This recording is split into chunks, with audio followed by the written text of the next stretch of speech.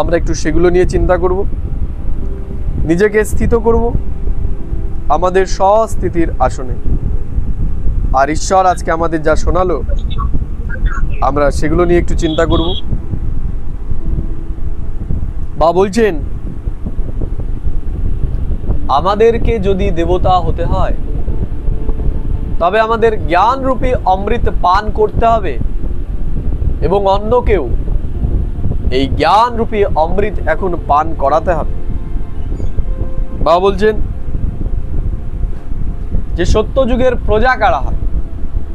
বা বলছেন যারা কোর্স করবেন, জ্ঞান শুনবেন এবং বলবেন খুব ভালো খুব ভালো, কিন্তু নিজেকে পবিত্র বানাবেন না, ঈশ্বরীয় সেবা করবেন না, বা বলছে তারাই প্রজা হবে।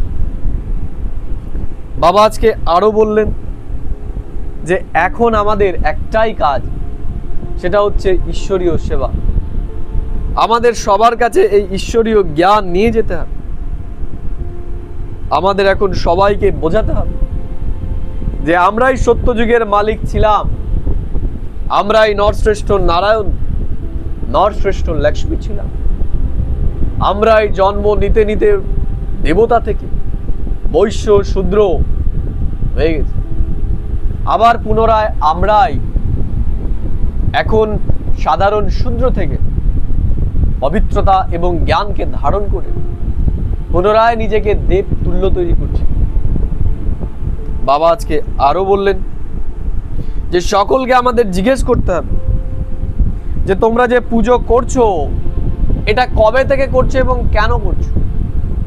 বা বলছেন যবে থেকে আমরা পাথর বুদ্ধি হয়ে গেছি তবে থেকেই আমরা বলা শুরু করেছি যে পাথরের মধ্যেও ভগবান রয়েছে। বা বললেন এই যে সৃষ্টি, এই সৃষ্টি হুবহু পুনরায় রিপিট হবে। বা বলছেন যে সত্য যুগের প্রথমে 9 লক্ষ আত্মা থাকবে এবং সত্য যুগের শেষ অবধি এটাই 2 কোটিতে পরিণত হবে।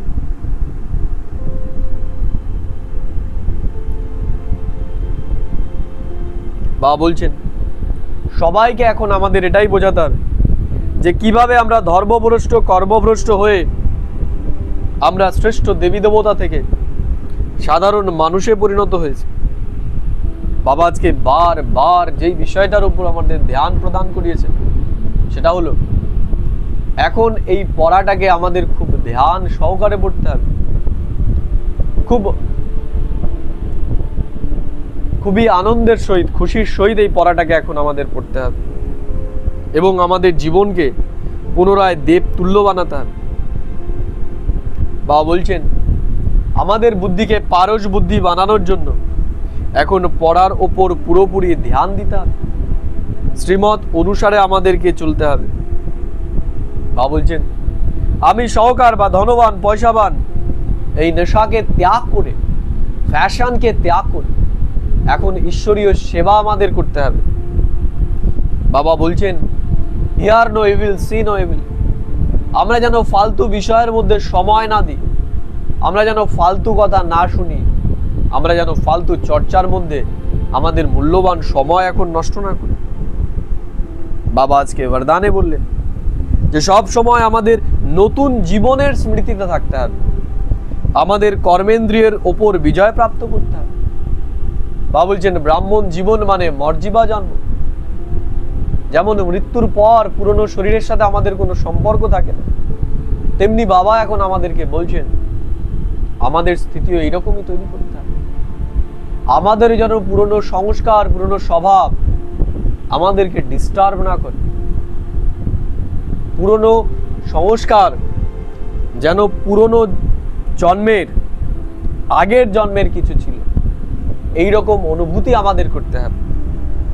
বাবা আজকে স্লোগান বললেন যে অমৃত বেলা যদি বাবার সাথে আমরা সমস্ত সম্পর্কের স্নেহের অনুভব করি তাহলে সারাদিনে কোনো সম্পর্ক আমাদের আকর্ষিত করবে না। বাবা মহান হওয়ার জন্য আমাদের নম্রতা এবং মধুরতার গুণকে ধারণ করতে বলেছেন।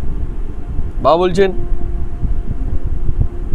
যদি আমাদের সংগঠনে সফলতা প্রাপ্ত করতে হয় তাহলে আমাদের নম্রচিত হতে হবে, আমাদের নম্রচিত এই তক্তে বিরাজমান থাকতে হবে। বাবা আজকে আরো বলেছেন আমাদের সবসময় জিম্মেবারির তাজ ধারণ করে থাকতে হবে। আমাদের সব সময় মনে রাখতে হবে যে আমাদের ওপর কত বড় দায়িত্ব ঈশ্বর দিয়ে রেখেছে। আজ আমি সারাদিন এই বিশেষ চিন্তনের মধ্যে থাকব এবং এই ঈশ্বরীয় পড়ার উপর ভীষণভাবে ধ্যান দিয়ে আমাদের জীবনকে এখন শ্রেষ্ঠ দেব তুল্য তৈরি। ওম শান্তি, ওম শান্তি।